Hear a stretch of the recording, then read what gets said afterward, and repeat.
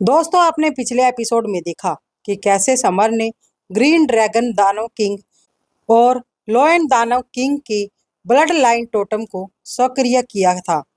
अब करते हैं आगे की कहानी शुरू। दोस्तों, अगर आप इस चैनल पर नए आए हैं तो चैनल को सब्सक्राइब कर दीजिए और आपको ये कहानी अच्छी लग रही है तो वीडियो को लाइक करना मत भूलिएगा। चलिए शुरू करते हैं कहानी। ग्रीन ड्रैगन दानव किंग से एनर्जी का एक जबरदस्त प्रवाह फैलने लगा था, जिसने पेड़ों के सारे पत्ते बहा दिए। वो अधिकाधिक तौर पर निचले स्वर्ग किंगडम स्तर के विशेषज्ञ चरण पर पहुंच गया था।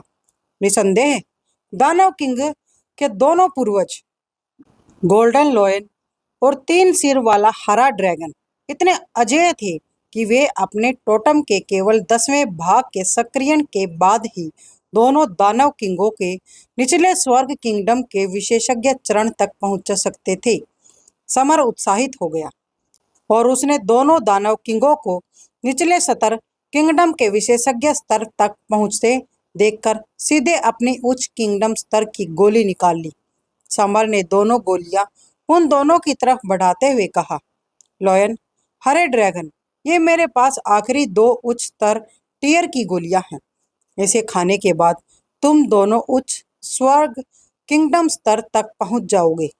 तुम लोगों के पास जितनी अधिक शक्ति होगी, इस खतरनाक डार्क आइलैंड पर खुद को बचाने की तुम्हारी क्षमता उतनी ही अधिक होगी। लोयन दानव किंग और ग्रीन ड्रैगन किंग उच्च स्तर टीयर की गोली प्राप्त करने के लिए उत्साहित थे और इसे निगलने के बाद उन्होंने महसूस किया कि एक तीव्र महत्वपूर्ण सार उनके शरीर में प्रवाहित हो रहा था और इनके डेंटियन के चारों तरफ इकट्ठा हो रहा था। अंततः दोनों दानव किंग उच्च स्वर्ग किंगडम पर पहुंच गए थे।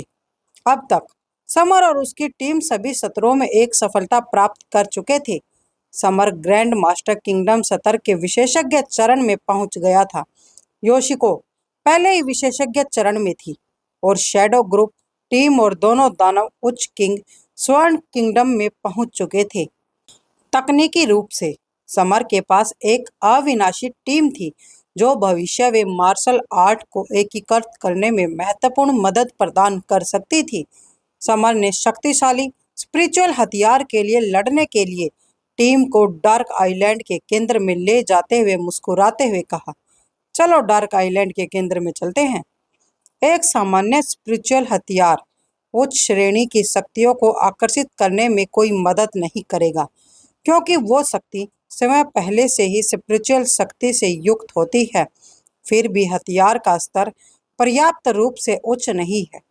हालांकि डार्क आइलैंड में स्पिरिचुअल हथियार ने इतने सारे लोगों को आकर्षित किया था, इसीलिए इसका स्तर बहुत ऊंचा होना ही था। यहाँ तक कहा गया कि यह एक स्वर्गीय स्पिरिचुअल हथियार था, एक दिव्य स्पिरिचुअल हथियार जो केवल आत्म साधक के पास ही होता है। वास्तव में डार्क आइलैंड पर प्रकट हुआ। इसे छीनने की कोशिश करने वालों के बीच निश्चित रूप से भयंकर लड़ाई छिड़ जाएगी। समर की रेड फायर तलवार अभी तक सिर्फ पहली मोहर ही तोड़ पाई है।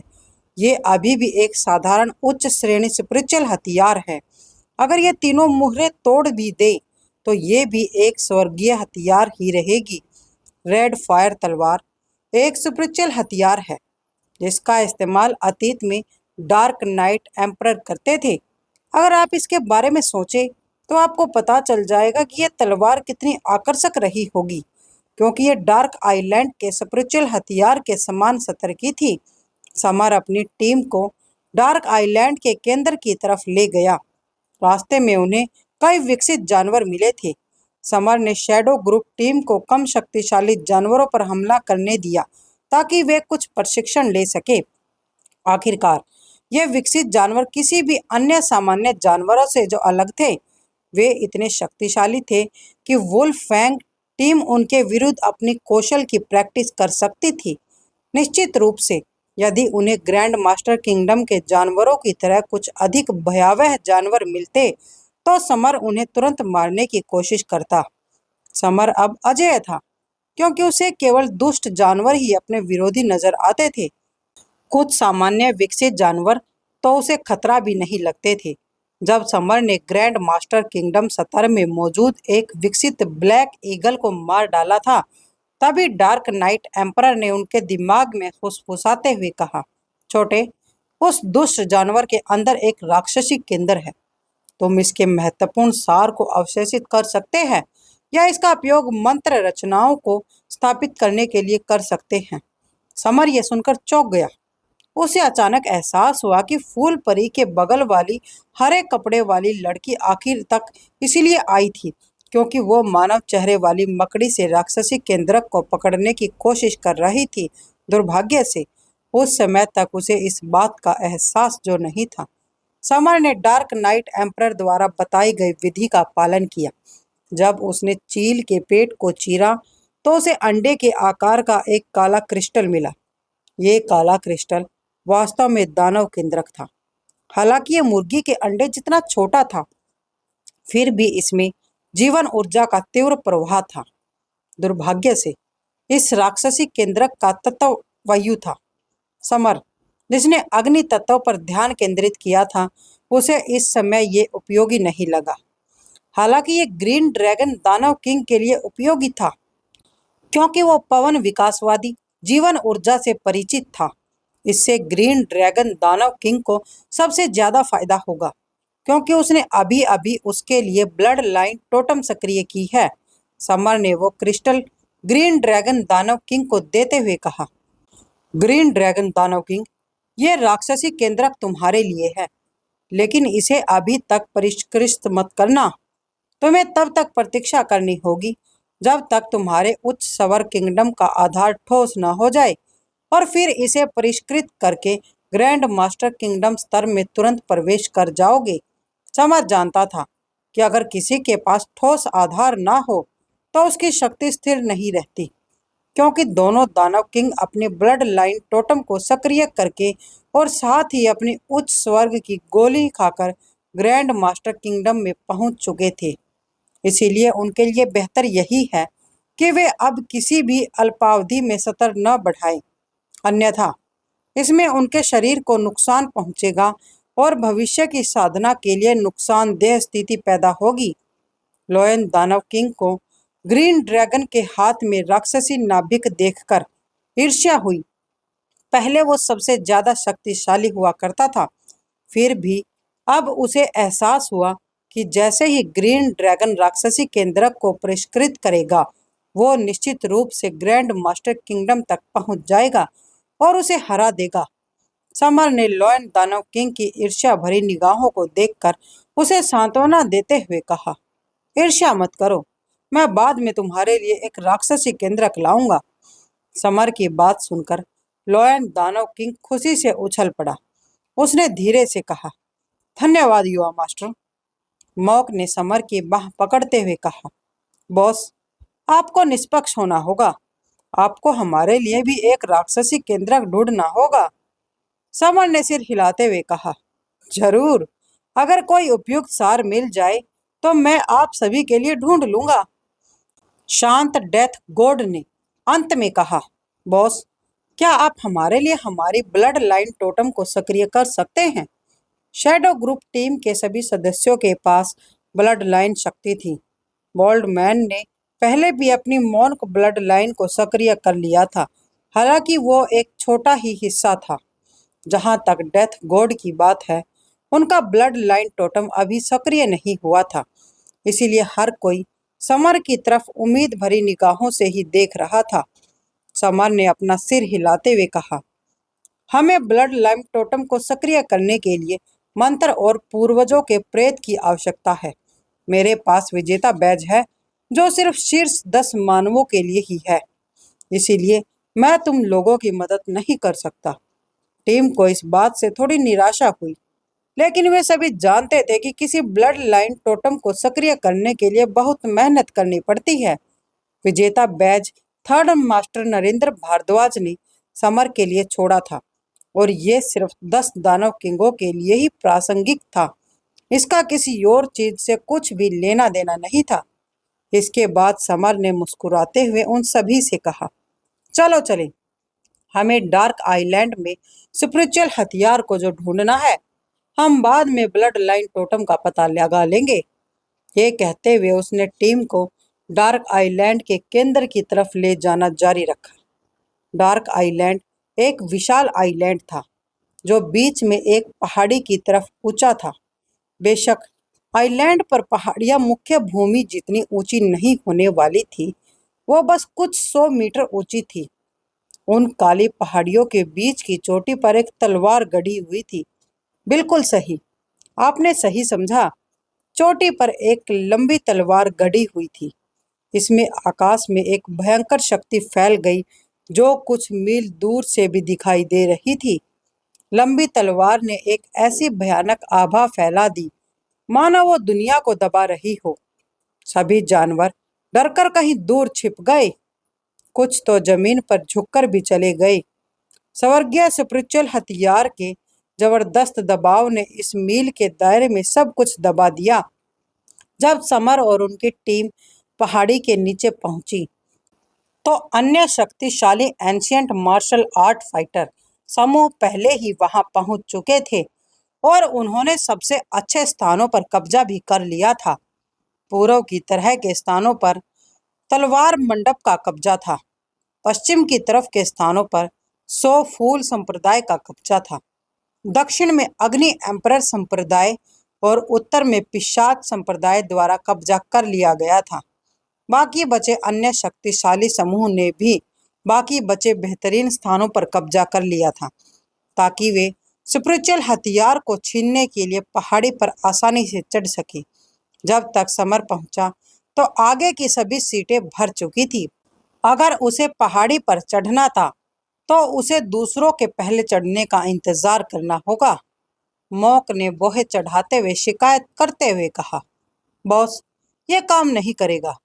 अगर हम इतने पीछे रहेंगे तो स्पिरिचुअल हथियार प्राप्त करना हमारे लिए संभव नहीं है। समर ने मॉक की बात से सहमति जताते हुए सिर अपना हाँ में हिला दिया। स्वर्गीय स्पिरिचुअल हथियार उसकी नारकीय तलवार जैसा था। हर कोई उसे चाहता था। समर के स्पिरिचुअल हथियार को अभी तक किसी ने नहीं चुराया था क्योंकि उसने अभी अभी पहली मुहर तोड़ी थी और सभी ने सोचा कि ये केवल एक साधारण स्पिरिचुअल हथियार है। एक बार जब रेड फायर तलवार तीसरी मुहर को तोड़कर एक स्वर्गीय स्पिरिचुअल हथियार बन जाएगी तो हर कोई निश्चित रूप से अपना विचार बदल देगा।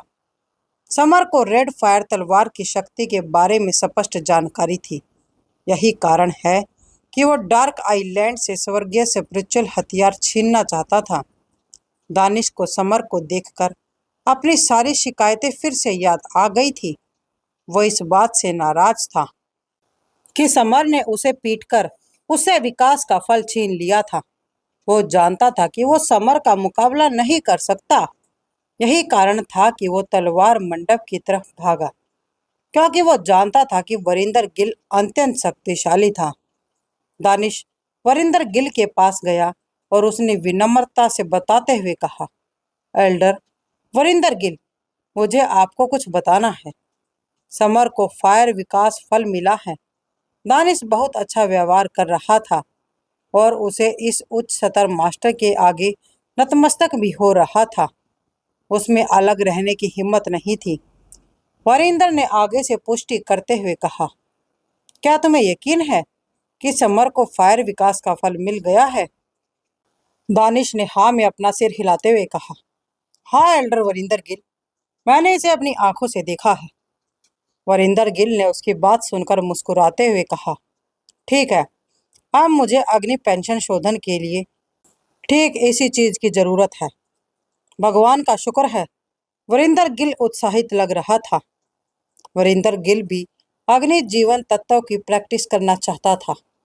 उसकी तलवार बाजी की तकनीक भी अग्नि मार्शल आर्ट शॉट से संबंधित थी, जिसके लिए अग्नि विकास फल की सबसे ज्यादा जरूरत होती थी। वरिंदर गिल ने डार्क आइलैंड पर इस फल की तलाश में काफी समय बिताया था। यह वाकई एक दुर्लभ फल था जिसे ढूंढना मुश्किल था। वरिंदर गिल ने अपना सिर थोड़ा ऊपर उठाते हुए समर को अहंकार से कहा, समर, तुम अपना अग्नि विकास फल मुझे सौंप दो, मैं तुम्हें जाने दूंगा।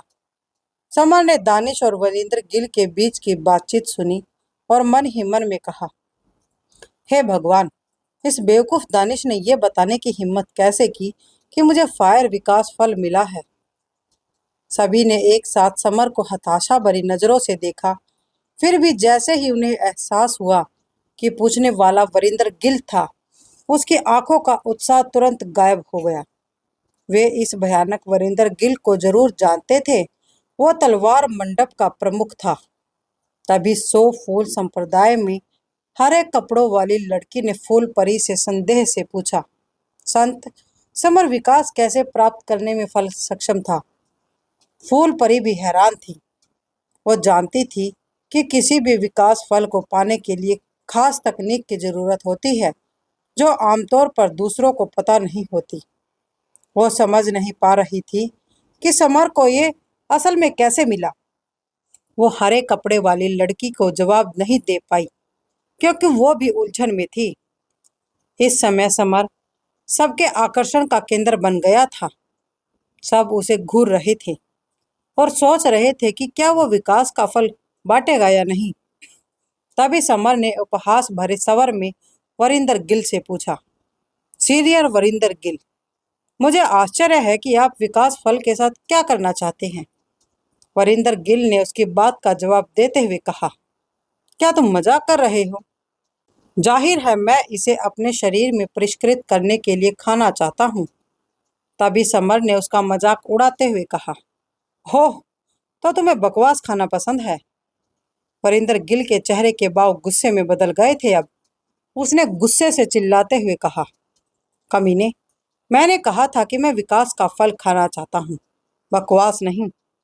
तभी समर ने घमंड भरी आवाज में मजाकिया अंदाज में कहा, लेकिन एल्डर वरिंदर गिल, मैंने विकास फल तो पहले ही खा लिया है। अब तो आप सिर्फ मेरा मल खा सकते हैं, अगर आप इसे खाना चाहें तो। समर की बात सुनकर भीड़ के होश उड़ गए। उनकी प्रतिक्रिया बिल्कुल खत्म हो गई। समर के प्रति सबकी सहानुभूति अब आखिरी पल में वरिंदर गिल की तरफ मुड़ गई। ये बूढ़ा आदमी ऐसे लापरवाह आदमी पर जरूर गुस्सा होगा। जैसे कि उम्मीद थी, वरिंदर गिल इतना क्रोधित था कि उसने अपनी सांसें भी तेज कर दी, मानो वो किसी भी क्षण समर को मारने के लिए तैयार था। तलवार मंडप में वरिंदर गिल प्रतिष्ठा और शक्ति दोनों के साथ तीसरे एल्डर थे। वे प्राचीन गैंग मास्टरों में से एक थे, जिनका स्थान 15वें था, और वे बहुत ही दुर्जेय थे। मार्शल आर्ट वर्ल्ड में समर के अलावा किसी में भी वरिंदर गिल को नीचा दिखाने की हिम्मत नहीं होगी। वरिंदर गिल ने समर को गुस्से से घूरते हुए धीरे से कहा, लगता है ये बदमाश अपनी जिंदगी से ऊब गया है। वरिंदर गिल का चेहरा उदास हो गया और उसने आक्रामक रूप से धमकी देते हुए कहा, समर, मैं तुम्हें मार डालूंगा। वो एक कदम आगे बढ़ा और अपनी भयंकर दृष्टि का प्रयोग करते हुए पास के एक पत्थर को तुरंत ही तोड़ दिया। लेकिन समर ने अहंकार के साथ कहा, चिल्लाना बंद करो, आओ और मुझसे लड़ो। समर निश्चित रूप से वरिंदर गिल से नहीं डरता था, क्योंकि वो ग्रैंड मास्टर किंगडम लेवल के एक्सपर्ट स्टेज में पहुंच हो गया था। वरिंदर गिल अब समर के उकसावे से उपजे अपने गुस्से और को नहीं रोक पाया। तलवार मंडप के एक सीनियर एल्डर के रूप में उसकी अपनी गरिमा थी। वरिंदर गिल ने अपनी तलवार निकाली। ये एक लंबी लाल तलवार थी, जिसका रंग समर की रेड फायर तलवार जैसा था, जो फायर एलिमेंट से उत्पन्न हुई थी। ये मार्शल आर्ट की दुनिया में फायर फिश तलवार नाम से जानी जाने वाली एक तलवार थी। इसका ये नाम इसीलिए पड़ा क्योंकि इस तलवार पर एक चमकती हुई लाल कार्प मछली अंकित थी। तलवार से एक भयंकर आभा निकली, जो हवा में 10 मीटर से अधिक दूर तक फैल गई थी। स्पिरिचुअल हथियार। यह फायर फिश तलवार वास्तव में एक स्पिरिचुअल हथियार थी। सामान्य तलवार किसी भी तलवार इंस्टेंट को वहन करने में सक्षम नहीं होने वाली थी। केवल एक स्पिरिचुअल तलवार ही ऐसा कर सकती है। समर की शांत अभिव्यक्ति तुरंत बदल गई। क्योंकि उसने उम्मीद नहीं की थी कि वरिंदर गिल वास्तव में एक स्पिरिचुअल हथियार लाएगा जो बिल्कुल भी बेकार नहीं होगा। समर बता सकता था कि फायर फिश तलवार एक हाई लेवल स्पिरिचुअल तलवार थी जो उसकी अपनी नर्क तलवार के समान लेवल का था। निश्चित रूप से पहली मुहर तोड़ने के बाद वरिंदर गिल के स्पिरिचुअल हथियार का लेवल रेड फायर तलवार के बराबर ही था। रेड फायर तलवार दूसरी या तीसरी मुहर खोलने के बाद निश्चित रूप से वरिंदर गिल का वध कर सकती थी। फिर भी डार्क नाइट एम्परर ने समर को दो बातें बताई। पहली, समर इतना पावरफुल नहीं था कि वो इसके लिए पर्याप्त लाइफ एनर्जी प्रदान कर सके। दूसरी, जब उसकी रेड फायर तलवार हाई लेवल पर पहुंच जाएगी तो दूसरे लोग उसे छीन लेंगे। इसीलिए समर ने अभी तक मुहर नहीं खोली थी। तलवार मंडप वाकई एक हाई क्लास की सेना कहलाने लायक था। उसके पास हाई क्लास के स्पिरिचुअल हथियार भी थे। इसने सबको हैरान जो कर दिया था। तभी भीड़ की आपस में चर्चा करने लगी। भीड़ में खड़े एक लड़के ने अपने पास खड़े एक आदमी से पूछा, आपको क्या लगता है इस लड़ाई में कौन जीतेगा, वरिंदर गिल या समर? उसके पास खड़े लड़के ने उसकी बात का जवाब देते हुए कहा, क्या तुम बेवकूफ हो? तुम शक भी कैसे कर सकते हो? देखना, ये फाइट वरिंदर गिल ही जीतेगा। वो समर को फाड़ डालेगा। भीड़ में चर्चा शुरू हो गई और उनमें से अधिकांश को विश्वास था कि वरिंदर गिल ही जीतेगा। हालांकि समर हाल ही में अधिक लोकप्रिय हो गया था और मार्शल आर्ट वर्ल्ड में अच्छी तरह से जाना जाता था। किसी ने नहीं सोचा था कि वो जीतने वाला था, क्योंकि तलवार मंडप बहुत पावरफुल था। दानिश ने गहरे द्वेष से भरे उदास चेहरे से समर को देखते हुए मन ही मन में सोचा, समर, तुम्हारी हिम्मत कैसे हुई वरिंदर गिल के साथ खिलवाड़ करने की? इस बार तो तुम जरूर मरोगे। वही फायर एम्परर सेक्ट के एक नौसिखिए युवक ने शिवांगी से पूछा, मिस, क्या आपको लगता है कि वरिंदर गिल समर को मार देगा? उसने पूछा, क्योंकि वो जानता था कि उसका समर के साथ कुछ स्पेशल रिश्ता था। शिवांगी ने कोई जवाब नहीं दिया। फिर भी उसके बगल में बैठे एक एल्डर ने उससे कहा, क्या बेवकूफ़ी भरा सवाल है। क्या तुम सच में सोचते हो कि समर वरिंदर गिल को हरा सकता है? शिवांगी ने सीनियर एल्डर की तरफ देखते हुए थोड़ी असंतुष्ट नजर से कहा, सीनियर एल्डर, आप गलत हो सकते हैं। समर वास्तव में जीत सकता है। यह सीनियर एल्डर घायल होने के बाद से ही जियानजी के पिता से अधिकार चुराने के लिए फायर एम्परर सेक्ट में अन्य ताकतों के साथ सहयोग करने का प्रयास कर रहा था। शिवांगी निश्चित रूप से जानता था कि वो समर को क्यों पसंद नहीं करता था, क्योंकि समर ने जीवन बढ़ाने वाले अमृत को परिष्कृत किया था और फायर एम्परर सेक्ट के सेक्ट मास्टर के जीवन का एक अतिरिक्त महीना बढ़ा दिया था। अगर फायर एम्परर सेक्ट के सेक्ट मास्टर का निधन हो जाता तो सेक्ट मास्टर बनने की सबसे ज्यादा संभावना दो लोगों की होने वाली थी। वे या तो सेक्ट के जूनियर मास्टर होंगे या सीनियर एल्डर। सीनियर एल्डर ने अपनी आंखें झपकाई और कोई जवाब नहीं दिया, क्योंकि उसे अब नहीं लगता था कि समर जीत सकता है। वहीं इस हरी ड्रेस वाली लड़की ने दूर से देखते हुए फूल परी से फुसफुसाते हुए कहा, संत, इस बार वरिंदर गिल के साथ पंगा लेने के कारण समर निश्चित रूप से आज मारा जाएगा। उसकी बात सुनकर फूल परी ने मुस्कुराते हुए कहा, ग्रीनी, मैंने तुम्हें कई बार कहा है कि इस तरह आसानी से किसी निष्कर्ष पर मत पहुंचो। समर कोई साधारण आदमी नहीं है। शायद वरिंदर गिल उसे मार भी न पाए। पिशाच सेक्ट के लोग भी इस फाइट की प्रतीक्षा कर रहे थे। वे समर से तब तक नाराज थे जब से उसने क्रिस्मन ब्लड सेक्ट के सभी लोगों को मार डाला था। वे समर को मारने की अपनी कोशिश को छुपा रहे थे, क्योंकि उनका प्लान अंत में उस पर एक अनएक्सेप्टेड हमला करने का था। फिर भी ये देखकर कि वरिंदर गुल उसे अभी मारने वाला है, वे और ज्यादा उत्साहित नहीं हो सकते थे। वरिंदर गिल फायरफिश तलवार के साथ आक्रामक तरीके से समर की तरफ बढ़ा। वरिंदर गिल ने अपनी तलवार लहराते हुए कहा, फायरफिश तलवार तकनीक। तलवार एक सार अग्नि मछली में बदल गई जो समर की तरफ बढ़ी। सभी फाइटर अपनी लाइफ एनर्जी को आकार नहीं दे सकते थे क्योंकि ये अत्यंत कठिन था। हालांकि इसमें अपने आप में जबरदस्त आक्रमण पावर थी। हालांकि समर ने न तो कोई कदम उठाया और न ही वरिंदर गिल के हमले को गंभीरता से लिया। जब तक जलती हुई अग्नि मछली उसके पास तक नहीं पहुंची, समर ने तुरंत अपनी तलवार आसमान चीरने वाली गति से लहराई। तलवार में इतनी तेज पावर थी कि अग्नि मछली दो टुकड़ों में बट गई और हवा में गायब हो गई। यह देखते ही वरिंदर गिल घबरा गया। जब उसने देखा कि अग्नि मछली टुकड़े टुकड़े हो गई थी, फिर भी वरिंदर गिल ने अपने होठ मरोड़ते हुए क्रूरता से कहा, समर, मुझे उम्मीद नहीं थी कि आपके पास एक हाई क्लास स्पिरिचुअल हथियार भी होगा। तलवार मंडप में एक सीनियर एल्डर होने के नाते वरिंदर गिल को निश्चित रूप से अंदाजा था कि हाई क्लास का स्पिरिचुअल हथियार कितना पावरफुल होता है। अगर ये रूपांतरित रूप से टकराता है तो टूट जाता है।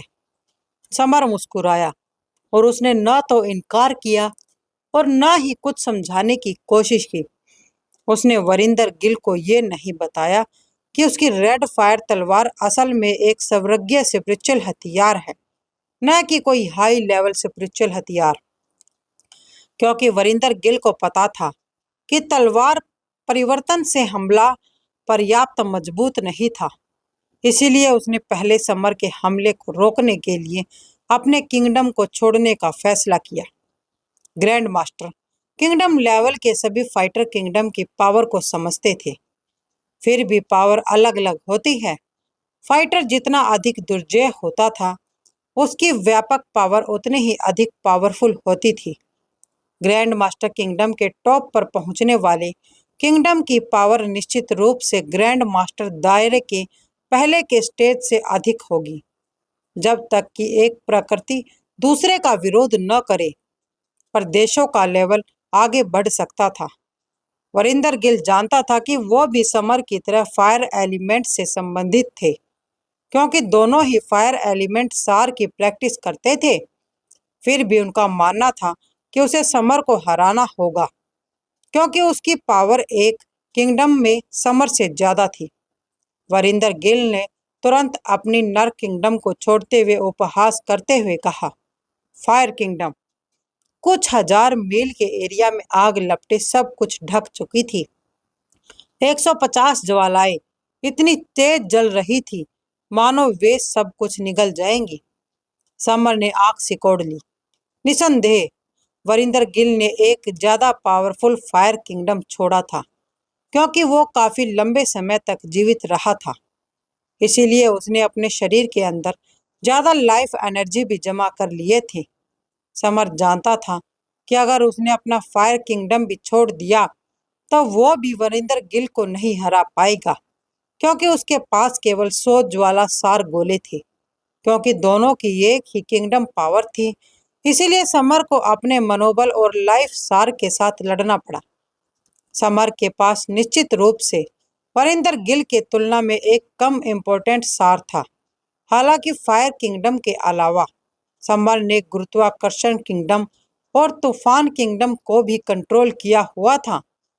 तूफान किंगडम फायर किंगडम को सबसे अधिक लाभ पहुंचाता है, क्योंकि हवा आग को तीव्र कर सकती है।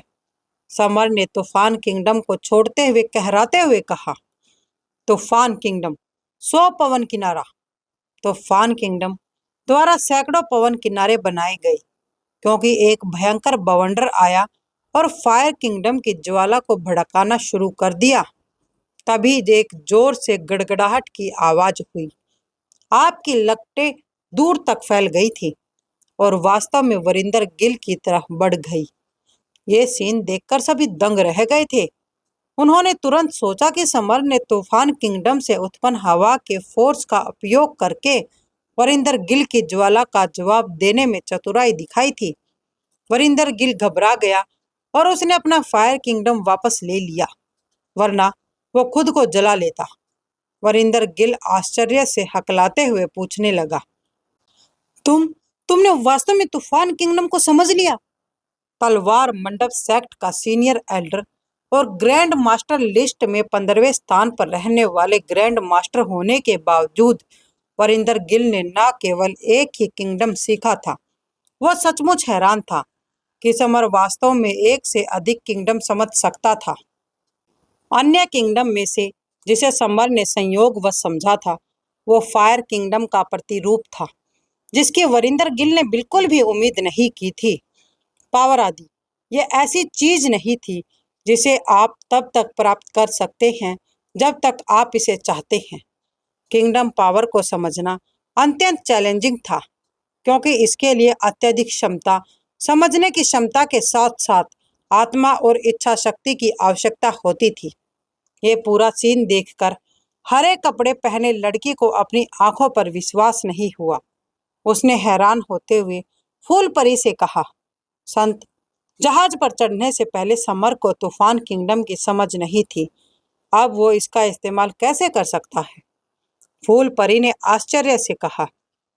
उसने डेक पर तूफान को देखकर ही उसे समझ लिया, कितना अद्वितीय प्रतिभाशाली इंसान है।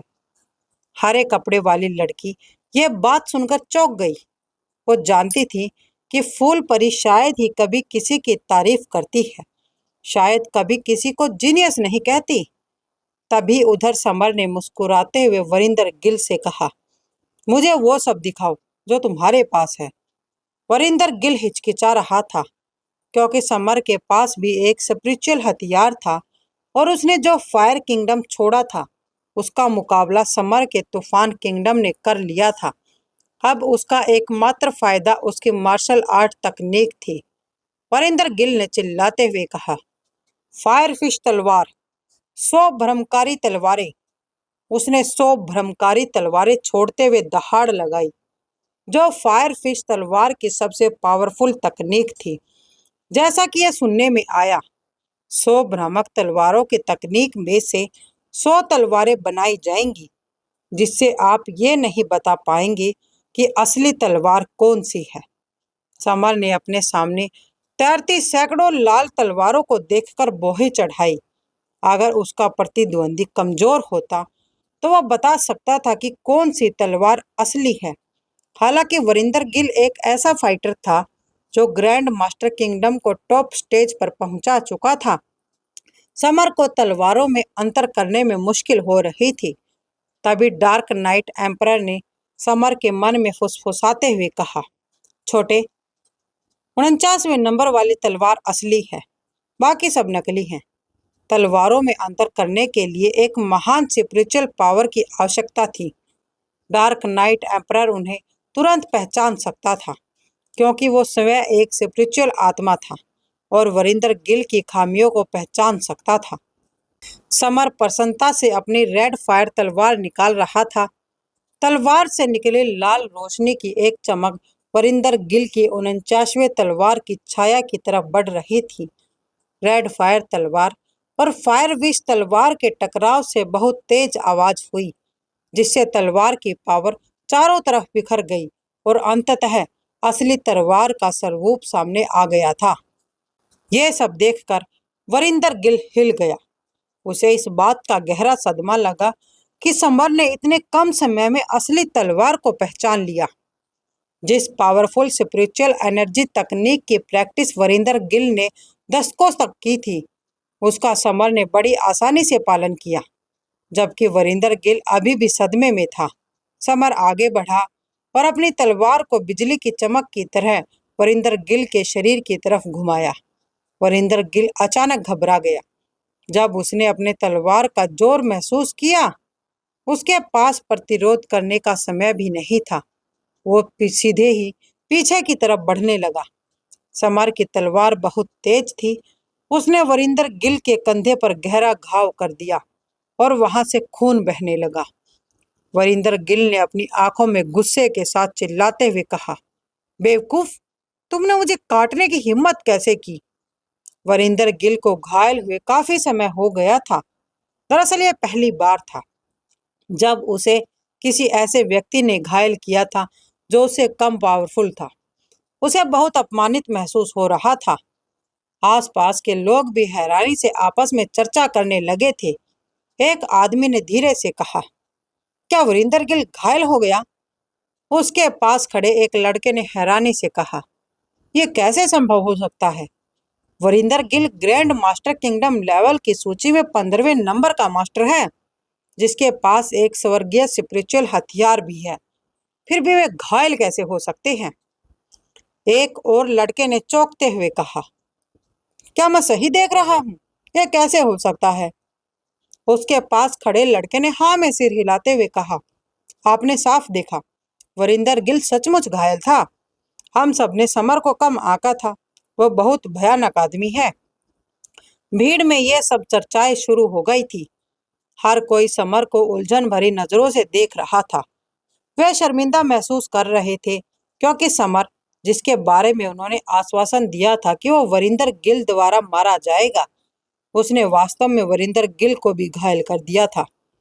उनके अलावा फायर एम्परर सेक्ट के सीनियर एल्डर, पिशाच सेक्ट के लोग और ब्लैक बेल्ट सेक्ट के दानिश सभी भी ये महसूस कर रहे थे कि इस समय वे निराश थे, क्योंकि वरिंदर गिल द्वारा समर को मारने की उनकी उम्मीद जो अब खत्म हो चुकी थी।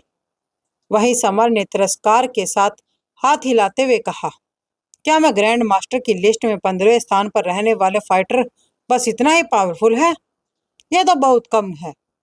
उसकी बात सुनकर वरिंदर गिल ने मन ही मन सोचा, क्या मुझे तलवार मंडप के एक सीनियर एल्डर को नीचे नजर से देखा जा सकता था? वरिंदर गिल पूरी तरह से नाराज हो चुका था। वरिंदर गिल ने आक्रामक रूप से अपने इंपॉर्टेंट सार को अपनी फायर फिश तलवार ने प्रवाहित करते हुए चिल्लाया, 100 भ्रमकारी तलवार, मार डालो।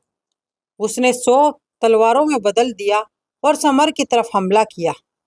उनमें से प्रत्येक के पास पावरफुल तलवार एनर्जी थी और वे एक ऐसे जैसे असली दिख रही थी। बाकी लोग निश्चित रूप से उन्हें अलग अलग बताने में असफल रहे होंगे, क्योंकि समर, जिसके पास सहायता प्रदान करने के लिए डार्क नाइट एम्परर था, वो किसी भी चीज से नहीं डरता था और असली तलवार को तुरंत पहचान सकता था। तभी डार्क नाइट एम्परर ने टेलीपैथी से फिर से समर के दिमाग में फुसफुसाते हुए कहने लगा, 38वें नंबर तलवार असली है, बाकी सब नकली हैं। अपने मन में डार्क नाइट एम्परर की आवाज सुनते ही समर ने सीधे 38वें नंबर वाली तलवार पर वार किया और उस हमले को तुरंत ही विफल कर दिया। इस बार वरिंदर गिल हैरान होने के बजाय पूरी तरह से सदमे में चला गया। अगर समर ने पहली बार लक से तलवार पहचान ली थी, तो वह दूसरी बार उस लक का इस्तेमाल नहीं कर पाएगा। उनको समझ नहीं आ रहा था कि क्या ये उसके स्पिरिचुअल हथियार की पावर थी। ये नौजवान ज्यादा से ज्यादा 20 साल का था। उसके पास इतनी जबरदस्त स्पिरिचुअल पावर कैसे हो सकती है? वरिंदर गिल को इसका जवाब नहीं मिल रहा था। चाहे वरिंदर गिल ने अपनी 100 भामरक तलवारों से कितनी भी बार हमला किया हो, समर ने उन्हें हमेशा आसानी से पहचान लिया था। हालांकि 100 भामरक तलवारें पावरफुल थी, लेकिन इसके लिए बहुत अधिक स्पिरिचुअल पावर और लाइफ एनर्जी की आवश्यकता थी। वरिंदर गिल अब थोड़ा चक्कर महसूस कर रहा था, क्योंकि उसने बहुत अधिक एनर्जी खर्च कर ली थी। जब समर ने दूसरी बार वरिंदर गिल के हमले को तोड़ा, तो वो एक आक्रामक टाइगर की तरह उसके पास पहुंचा और रेड फायर तलवार से उसके शरीर पर वार किया। रेड फायर तलवार की प्रबल एनर्जी बिजली की तरह तेजी से बह रही थी।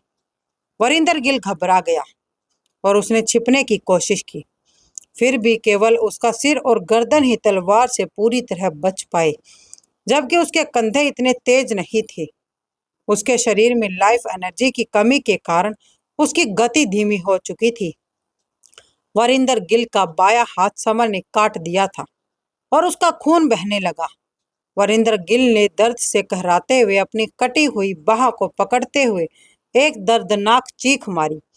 उसकी चीख की तीखी आवाज दूर तक पहुंची और आसपास के लोगों ने सुना और आपस में चर्चा करने लगी। उनमें से एक लड़के ने धीरे से कहा, समर सचमुच बहुत ताकतवर है। उसने तो वरिंदर गिल का हाथ भी काट दिया। उसके पास खड़े लड़के ने उसकी तरफ देखते हुए कहा, हाँ, वरिंदर गिल ग्रैंड मास्टर की लिस्ट में 15वें स्थान पर है। वो तलवार मंडप का तीसरा एल्डर भी है। मुझे विश्वास नहीं हो रहा कि वो समर से हार गया। पहले वाले लड़के ने सिर हिलाते हुए कहा, मुझे लगता है कि समर सचमुच पावरफुल है। वो संभवतः ग्रैंड मास्टर की लिस्ट में टॉप 10 में शामिल हो जाएगा। सभी लोग बातें करने लगे थे। उनके चेहरे स्तब्ध थे। वे पहले से ही हैरान थे जब समर ने वरिंदर गिल को घायल किया था। अब जब समर ने वरिंदर गिल का हाथ काट दिया तो वे हैरान से भी ज्यादा हैरान थे। वे सदमे में थे। समर के हमले पर वे अधिक स्तब्ध रह गए थे। वरिंदर गिल के कटे हुए हाथ को देखकर दानिश का चेहरा पीला पड़ गया और उसकी आंखें भय से भर गई थी। यहाँ तक नहीं, उसने कुछ देर पहले वरिंदर गिल को समर को मारने के लिए उकसाया था। अब जब उसने समर की पावर देखी तो उसे अपने किए पर पछतावा हो रहा था। तभी समर ने अपना सिर घुमाकर दानिश की तरफ देखा, जिसने दानिश कांपने लगा था और लगभग जमीन पर गिर पड़ा। दानिश सचमुच बहुत डर गया था। अगर समर इतने पावरफुल आदमी तलवार मंडप के सीनियर एल्डर वरिंदर गिल का हाथ काटने की क्षमता रखता था तो वो एक मुखबिर का क्या करेगा। वरिंदर गिल की चोटों को देखते ही तलवार मंडप के अन्य 4 मेंबर तुरंत ही दौड़े और उन्होंने समर को घेर लिया। तलवार मंडप के ये 4 लोग कोई साधारण लोग नहीं थे। वे सभी पावरफुल थे। सभी ग्रैंड मास्टर किंगडम लेवल के एक्सपर्ट स्टेज से संबंधित थे और समर जैसी ही क्षमताएं रखते थे। 4 लोगों को समर को घेरते हुए देख योशिको सातो, वुल्फ फैंग टीम के मेंबर्स और 2 दानव किंग भी मदद के लिए तैयार हो गए। समर ने हाथ हिलाकर योशिको सातो और बाकियों को इशारा करते हुए कहा, कोई जरूरत नहीं है, वे सिर्फ 4 कमजोर लोग हैं। उसने इशारे में ही उनको समझा दिया कि वे लोग उनके बीच दखल अंदाजी ना करें। योशिको सातो और बाकी लोग समर की रिक्वेस्ट पर रुक गए। उन्हें समर की क्षमताओं पर पूरा भरोसा था। ये 4 लोग दूसरों के लिए भले ही भयावह रूप से पावरफुल हो सकते थे, लेकिन उन्होंने समर के लिए कोई खतरा पैदा नहीं किया। चारों आदमी समर पर भड़क उठे। उन्होंने अपनी तलवारें निकाली और उन्हें समर की तरफ तानते हुए कहा, बच्चे, तुमने हमारे तलवार मंडप के एल्डर को घायल करने की हिम्मत की। हम आज तुम्हें जरूर मार डालेंगे। समर ने हंसते हुए ठंडे स्वर में कहा, हा हा हा हा, अगर तुम लोगों में हिम्मत है तो बात करना बंद करो और मुझसे लड़ो। उसकी आवाज में जरा भी चिंता नहीं थी। अगर ये चारों ग्रैंड मास्टर किंगडम लेवल के टॉप स्टेज में न होते तो समर अपनी संभावनाओं पर विचार कर सकता था, लेकिन वे ग्रैंड मास्टर किंगडम के एक्सपर्ट स्टेज में ही थे, जो उनके ही लेवल में था। स्वाभाविक रूप से उन्हें इसकी चिंता नहीं थी, क्योंकि वे किसी किंगडम में अजेय थे। हमला। तलवार मंडप से चारों पुरुषों ने अपनी तलवारें तेज उठाई और समर पर हमला कर दिया। उनकी तलवारों से भयंकर तलवार की रोशनी निकल रही थी, जो हवा को चीरती हुई समर की तरफ बढ़ रही थी। वे चारों व्यक्ति तलवार मंडप के एल्डर नहीं थे, इसीलिए उनके पास कोई स्पिरिचुअल हथियार नहीं थे। इसके बजाय वे सभी ग्रैंड मास्टर लेवल के हाई लेवल हथियारों का इस्तेमाल कर रहे थे। ये तलवारें तलवार इंस्टेंट नहीं, बल्कि सिर्फ तलवार की रोशनी उत्सर्जित कर सकती थी। हालांकि वे दोनों शब्द समान प्रतीत होते हैं, लेकिन पावर के मामले में ये बहुत भिन्न थे। तलवार की रोशनी की पावर तलवार की तीव्रता से बहुत कम थी। समर ने गहरी आवाज में दहाड़ते हुए कहा, रेड फायर सिल्वर मून। उसने सीधे अपनी रेड फायर तलवार तकनीक के चौथे लेवल के हमले का इस्तेमाल किया। तलवार एक गोलाकार जलवंत चंद्रमा बन गई और बेरहमी से 4 आदमियों की तरफ टूट पड़ी। चांदी की चांदनी में एनर्जी का एक विशाल प्रवाह समाहित था, जो पहले से कहीं अधिक पावरफुल था। समर के ग्रैंड मास्टर किंगडम के एक्सपर्ट स्टेज में पहुंचने के बाद उसकी पावर और भी बढ़ गई थी। विरोधी चारों तलवारें चांदी की चांदनी की लो से टकरा गई और धमाके की आवाज के साथ फट गई। चारों व्यक्तियों को ऐसा महसूस हुआ कि एक अविश्वसनीय एनर्जी उनके पीछे की तरफ धकेल रही थी तथा उन्हें लगातार पीछे हटने के लिए मजबूर कर रही थी। समर की एक चाल तलवार मंडप के 4 फाइटर को पीछे हटाने में सक्षम थी। इस समय आसपास के सभी लोगों ने बातचीत बंद कर दी थी। सभी पूर्ण रूप से मौन में चले गए थे। ये लोग कोई साधारण एंशियंट मार्शल आर्ट फाइटर नहीं थे। ये ग्रैंड मास्टर किंगडम लेवल के एक्सपर्ट स्टेज के लोग थे। फिर भी समर की तलवार के एक ही वार से हार गए। सब ये देखकर स्तब्ध रह गए थे। सबने आश्चर्य से समर को देखा। तभी हरे कपड़े वाली लड़की ने फूल परी से हैरान होते हुए कहा, संत, समर बहुत पावरफुल है। स्वर्गीय स्पिरिचुअल हथियार के लिए लड़ाई में वो निश्चित रूप से आपका सबसे पावरफुल ओपोनेंट होगा। पहले तो हरे कपड़े वाली लड़की समर को नीची नजरों से देख रही थी। उसने सोचा भी नहीं था कि वो इतना पावरफुल होगा। इतना कि तलवार मंडप जैसी फर्स्ट क्लास की पावर भी उसके लिए कोई खतरा नहीं थी। फूल परी के लिए उसकी चेतावनी 100 फ्लावर सेक्ट के लिए भी विचारणीय थी। इस बार फूल परी एक लंबी खामोशी ओढ़े रही। फिर उसने हल्के से कहा, ग्रीनी, मुझे डर है कि हमने अभी तक उसकी असली ताकतें नहीं देखी है। हरे कपड़े वाली लड़की ने इस बार सचमुच चौंकते हुए कहा, संत, आपका मतलब है कि समर इससे और अधिक पावरफुल हो सकता है? अगर फूल परी सही है तो समर कितना पावरफुल था? ग्रीनी यह सोचकर खुद को कांपने से नहीं रोक पा रही थी।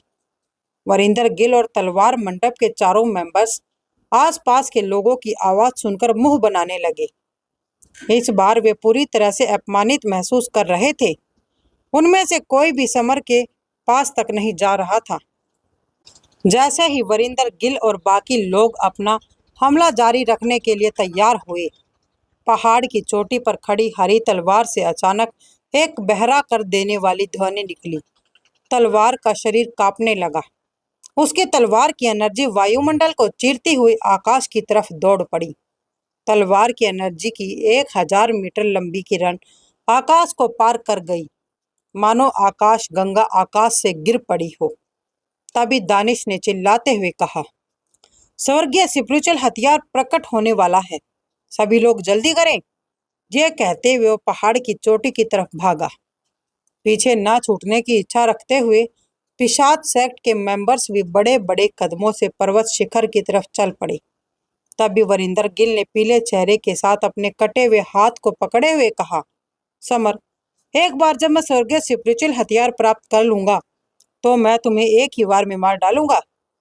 ये कहते हुए वो बाकी 4 तलवार मंडप सदस्यों के साथ पहाड़ की चोटी पर चल पड़ा। वरिंदर गिल को साफ पता था कि अपनी मौजूदा पावर के साथ वो समर को मुकाबला नहीं कर सकता था। समर को मारने का उसका एकमात्र मौका स्वर्गीय स्पिरिचुअल हथियार हथियाना था। एकाएक सभी लोग चिल्लाते हुए स्वर्गीय स्पिरिचुअल हथियार के लिए कंपटीशन करते हुए पहाड़ की चोटी की तरफ बढ़ने लग गए। केवल 2 ग्रुप पीछे रह गए थे। एक था समर और शैडो ग्रुप टीम, दूसरी थी फूल परी और उसकी टीम। शिवांगी, जो पहले पीछे रहना चाहती थी, उसको भी उसके एल्डर ने पहाड़ की चोटी चढ़ने पर मजबूर कर दिया था। तभी मॉक ने बहुत से खोड़ते हुए समर से पूछा, बॉस, वो स्वर्गीय स्पिरिचुअल हथियार है, फिर हम उसके लिए वहां पर क्यों नहीं जा रहे हैं? तभी समर ने हल्के स्वर में कहा, मुझे लग रहा है कि बहुत बड़ा खतरा आने वाला है, हमें थोड़ा इंतजार करना चाहिए। उसे पता नहीं था कि ऐसा क्यों लग रहा है, लेकिन समर को पहाड़ के आगे आने वाले खतरे का एहसास हो रहा था। भले ही वो देखने में हानि रहित लग रहा था, कहीं ना कहीं समर को पहाड़ के भीतर कुछ छुपा हुआ महसूस हुआ, जिससे उसे बहुत डर लग रहा था। हाँ, डर। समर के लेवल पर जो उसे डरा सकता था, वो संख्या में बहुत कम थे। समर ने फूल परी की तरफ देखा और पाया कि वो भी पीछे रह गई थी, अपनी जगह पर मानो झिझक और चिंता में थी। इससे समर को पीछे रहने के लिए अपने फैसले पर और भी भरोसा हो गया था। निश्चित रूप से जैसा कि समर ने अनुमान लगाया था। जैसे ही लोग पहाड़ की चोटी पर पहुंचे, स्वर्गीय सिप्रुचल हथियार को हथियाने की कोशिश कर रहे थे। नीचे से एक बड़ा काला हाथ उनकी तरफ आगे बढ़ा। दोस्तों, ये काला हाथ किसका था और क्या खतरा है जो समर को महसूस हो रहा था ऊपर की पहाड़ी पर? दोस्तों, इन सभी सवालों का जवाब जानने के लिए बने रहे हमारे चैनल के साथ। अगर आप हमारे चैनल पर नए आए हैं तो आप हमारे चैनल को सब्सक्राइब कर लीजिए, और अगर आपको ये कहानी अच्छी लग रही है तो वीडियो को लाइक करना मत भूलिएगा। चलिए मिलते हैं हमारी कहानी के अगले भाग में।